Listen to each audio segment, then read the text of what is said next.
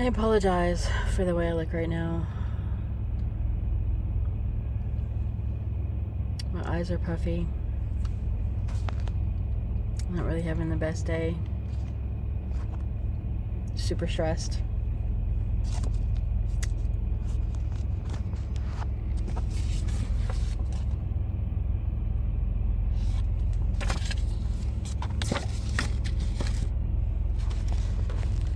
I got them printed out during my 34 reset, got them notarized.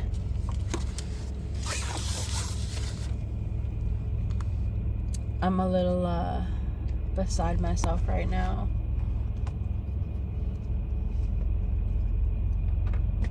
Do you know how many times in the course of 11 years I have had those printed and notarized and never actually submitted them? I have done all of my divorces. I don't pay attorneys. It's a waste. I mean, every one of my divorces was just a simple, uncontested divorce, whatever. But this one, I spent probably the course of 11 years around $2,000.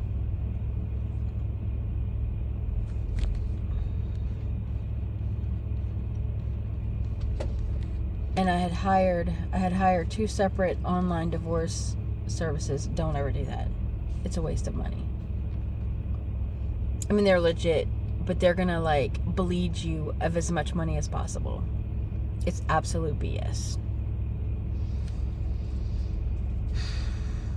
I've donated so much money to them, okay? I paid for the court cost and everything. Like, it's such crap. But anyway, I'm just gonna send it through the courts myself. It's fine. I'll have to pay another $400. It's whatever.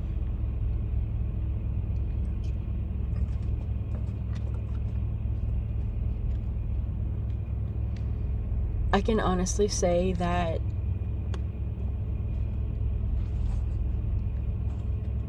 I understand how God feels.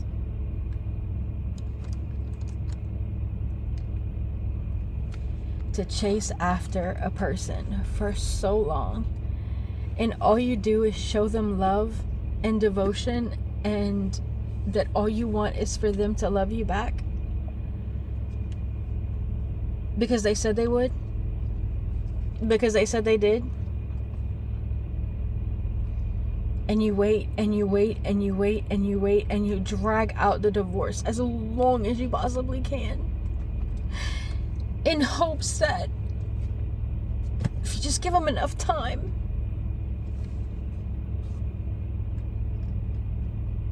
they'll realize what they're losing and wake up.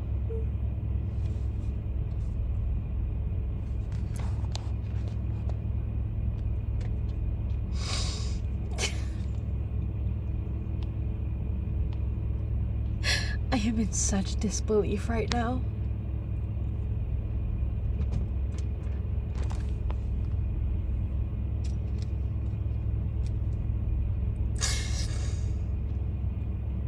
I just can't be this person. Like, I couldn't freaking I couldn't be on the other end of this. Like, I couldn't do it. I don't understand. Like, how can you just throw someone away that you supposedly love more than life itself? How would you just throw away 14 years? Not all of you know this, but in 2022, my husband was diagnosed with a brain tumor.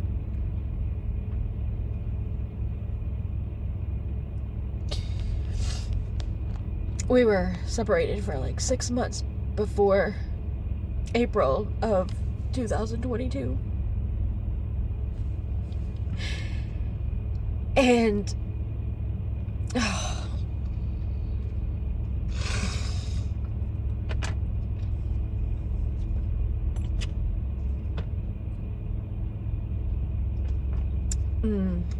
April 29th, we attended a concert together. It was Jeremy Camp. It was my very first time ever seeing him.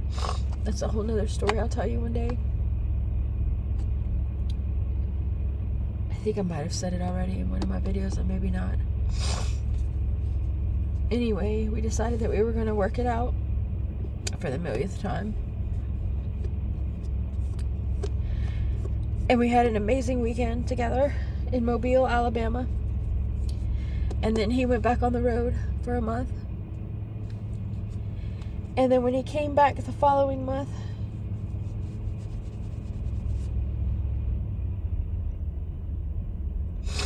we had just finished being together and we were about to go to bed.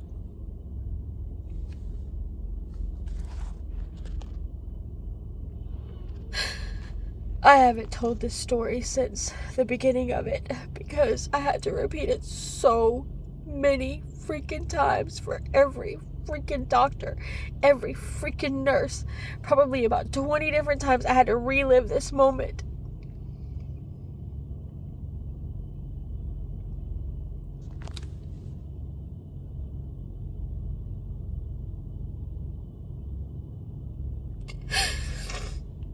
He started twitching in his arm and he called out to me because every time before I prayed over him and it would stop and it would go away. We always thought it was just twitches from like muscle spasms from dehydration because he was really bad about staying hydrated out on the road. And the more I prayed, the worse it got until like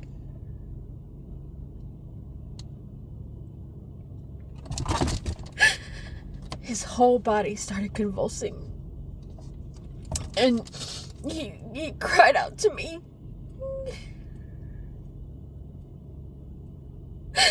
And I could hear the pain and the suffering and the scare, like the fear in his voice.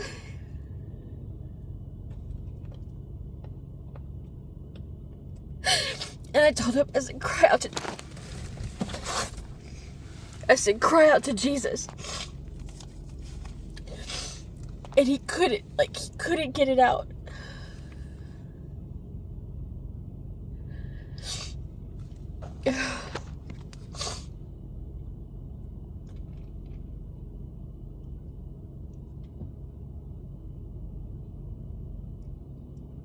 And he started biting his tongue, and there was nothing I could do.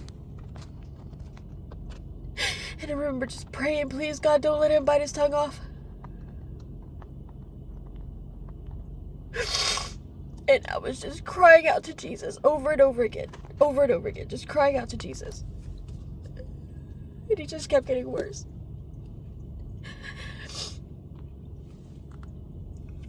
And I said, for the first time in my life, I said, God, I said, please don't forsake me, Lord Jesus. Please don't forsake me.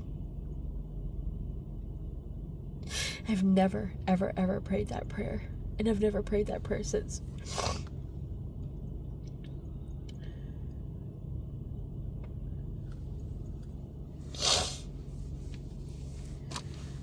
I got on the phone and I called the ambulance. And I was telling them what was going on, and they just kept asking me questions after question after question. I was like, please, let me pray for my husband. I was like, there's literally nothing you can do on the phone that Jesus can't do for us. Let me pray for my husband. And then he just like passes out.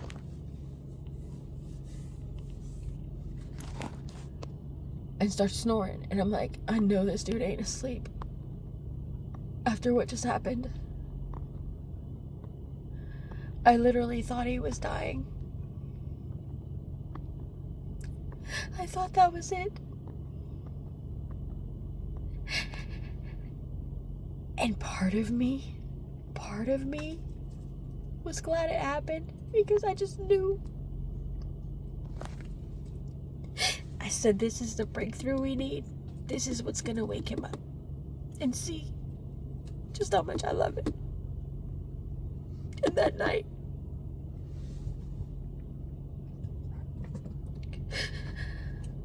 I was doubting my love for him up until that point.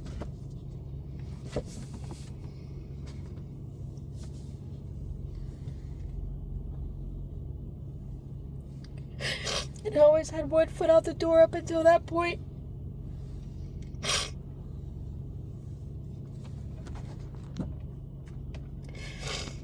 But that whole situation made me realize just how much I didn't want to lose him.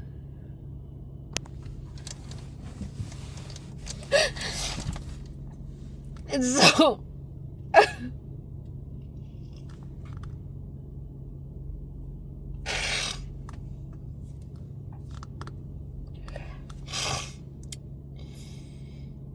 I'll never forget when we got to the hospital and they ran the tests and they come back and they say, you have a lesion on your brain. I had no idea what the heck that was. None.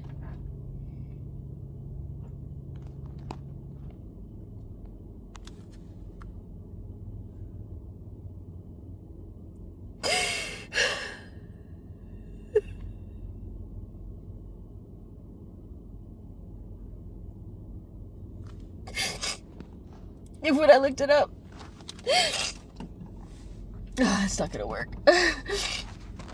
When I looked it up, I just was in disbelief.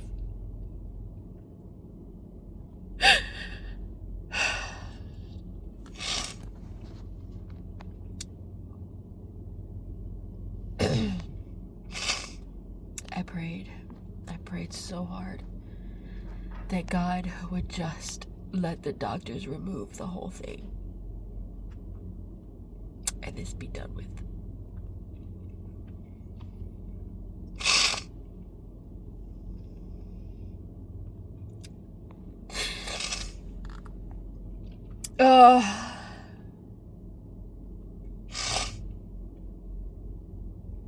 They got as much as they could. And they said they couldn't get any more because of the location of it. It would, if he would have just slipped just a little bit and hit a nerve, it could paralyze him all down his right side. So now he lives with it in his head. And they said that there is no cure. That it's an extremely rare tumor. And that the medicine, all it does is control this $27,000 a month medication. All it does is keep it from growing.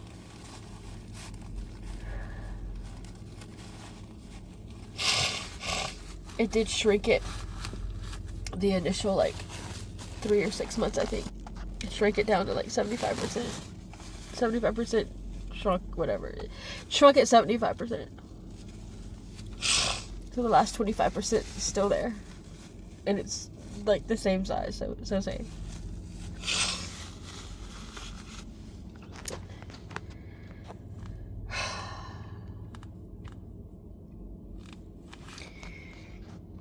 This didn't change a thing.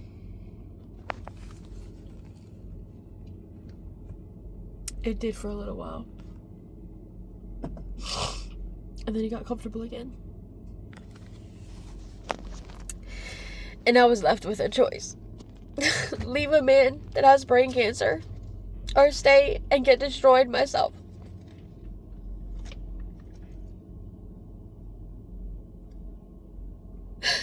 I have tried so hard.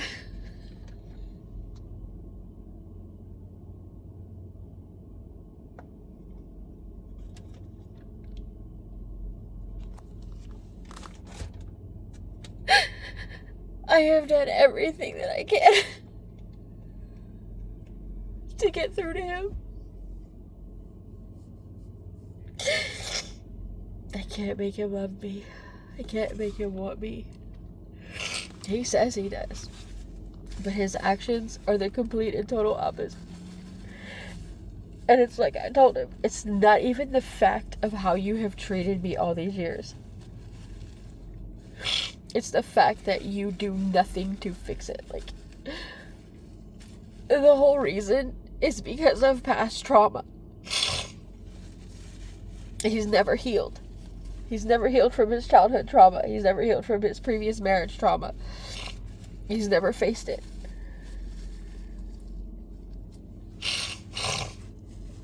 And the reason that I'm leaving is because he refuses to get help. He refuses to fix it. There's nothing wrong. It's all me, right? I swear to God, if you don't stop.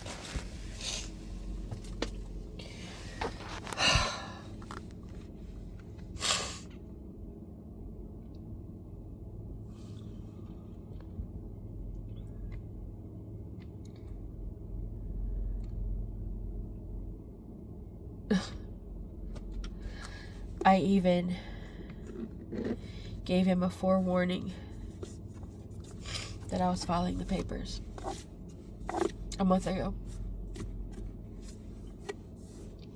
Actually, I told him a year ago. A year ago in January. Year and a half ago, whatever, I don't know. I told him in January. No, it was this year. I told him in January I was filing the papers. Told him again a month ago. Do you understand that we can change the course of God's will? Not will, but like, I guess you can say yeah. We can change the course of God's actions. Like, this is what I've learned, okay? And I've thought long and hard about this.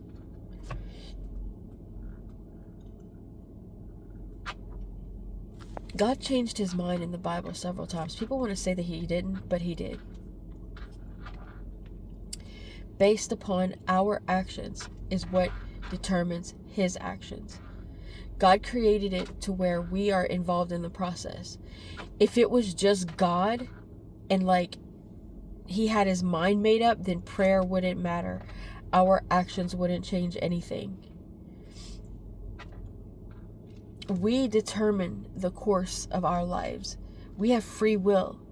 If he already had everything mapped out, then we wouldn't have free will.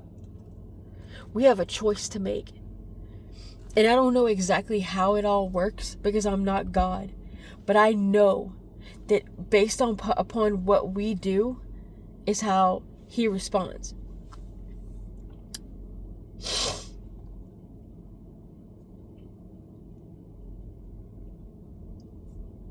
I don't know if God wanted me and my husband together. I still don't. All I know is the reason that God doesn't want us together now is because he refuses to do his part. And it's destroying me. And God's not going to allow that. And he has the opportunity because I have yet to file these papers. I'm filing these papers this week because I have to send in another $400. So I got to wait till I get paid Tuesday before I can even get the money together to send to the court, to get this stuff rolling. And even still, he just chooses to feel sorry for himself and do nothing. Why are you feeling sorry for yourself? Why are you feeling sorry for yourself?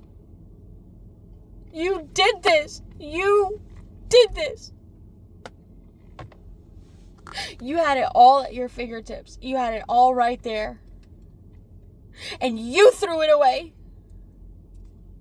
I'm sorry, but you don't have a right to feel sorry for yourself. You did nothing. You did nothing. You still do nothing.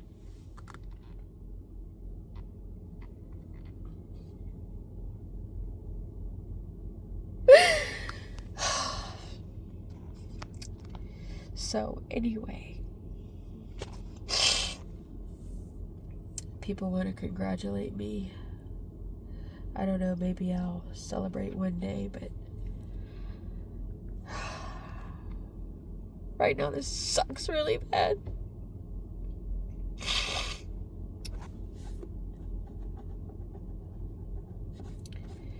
And I'm honestly terrified.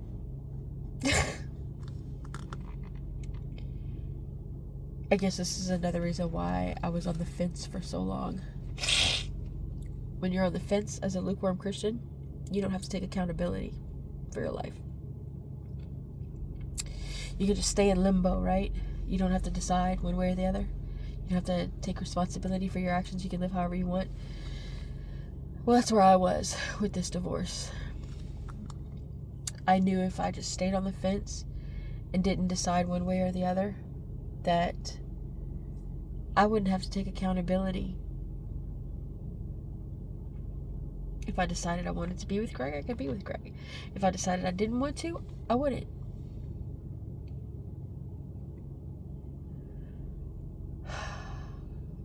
And now it's like, I told God that I was going to give him my marriage. This is the only way I know how. Just completely turn it over to him. And 50% of me is terrified that he's going to grant the divorce. And then I'm going to have to move on without Greg because I never had a plan. I never had a plan in my life that didn't include him.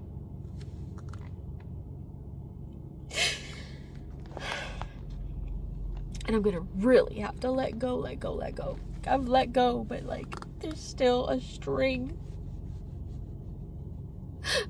of hope. And then 50% of me is terrified that he might keep us together. And I go back and forth every single day.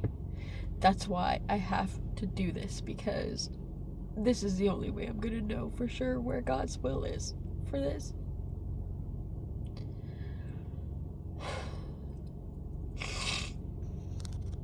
And I don't want to be the bad guy. I don't want to be the one that has to decide this.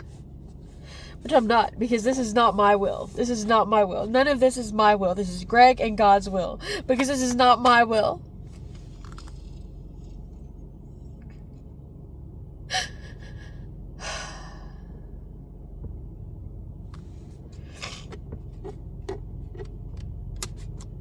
My will has never changed since the day that I laid eyes on that man in January 2012. My will has never changed. Anyway, I'll keep you guys posted, and I'll let you know when I've actually sent the papers off. It'll probably be Tuesday or Wednesday.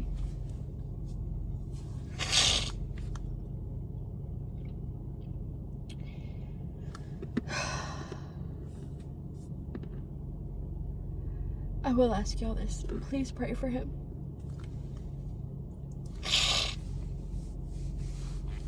I do believe he's trapped inside of himself, and only God can set him free.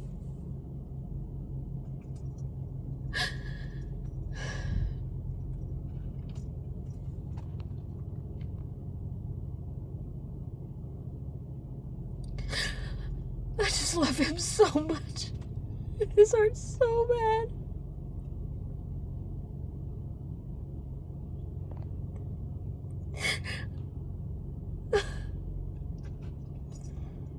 I get it, Dad. I get it. You're right. Marriage is worse. Divorce is worse than death. It absolutely is. I concur. I absolutely was wrong. You were right.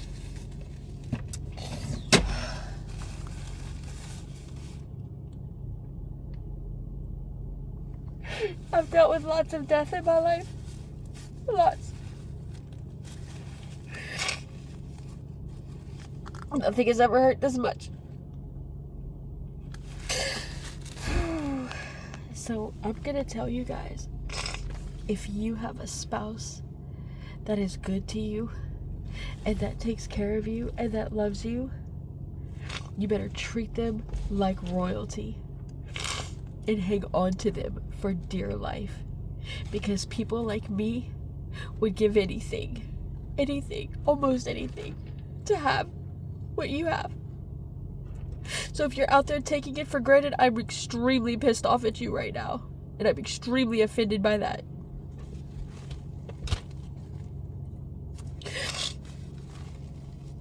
Oh, God.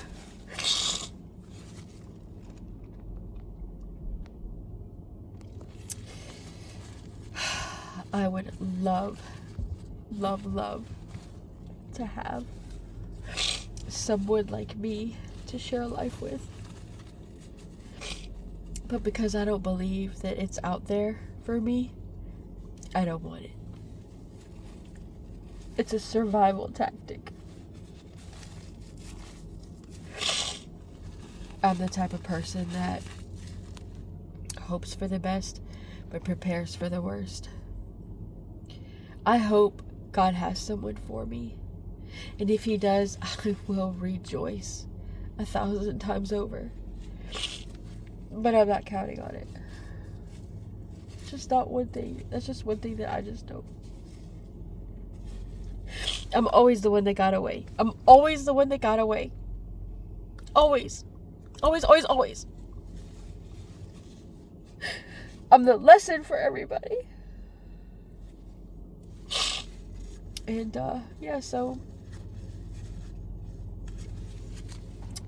Whatever.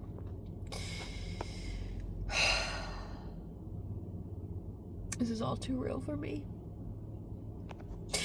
This is how I know God exists, because I'm able to function day by day through all of this and not fall apart and go into I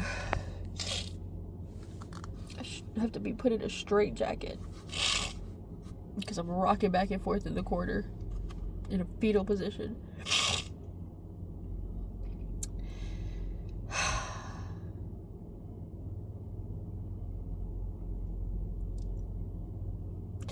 Guess I'll just have to live vicariously through all of you. It's whatever. Anyway. I love you guys. As always, choose Jesus. And be grateful in everything. Especially if you have a beautiful family and a beautiful spouse that loves you. You have no idea how blessed you are. None.